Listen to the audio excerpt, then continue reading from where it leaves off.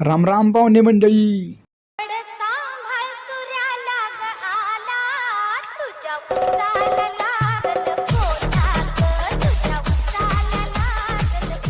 Cola नाही बरं का, पण ऊसाला तोड लागली ती बरं का सकाळच्या बारी. खरं ऊस तोडायच्या अगोदरच नाळ फोडतात बरं का, पण सकाळी 4-5 वाजता टोळे आल्यामुळं आम्ही सकाळी उठल्यानंतर नाळ फोडला, तर त्यांचा सगळ्यांनी मारदा ऊस तोडून झालता बरं का. कसं आहे कष्ट, तुमच्या अर्धी गाडी ऊस तोडायचं तरी होईल का?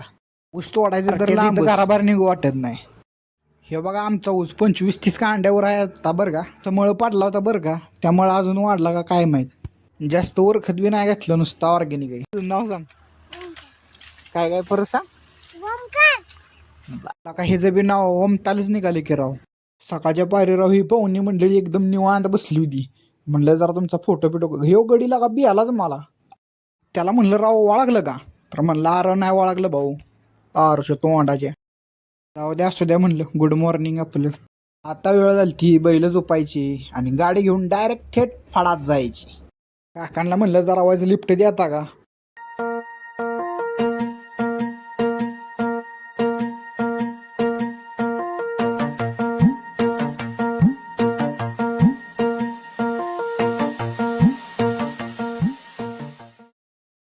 थोड्या वेळात ते न्यूज तोडून बी लगेच मोळ्या बिळ्या बांधा बी घेतलेल्या. कशी त्यांची निंजा टेक्निक बघा.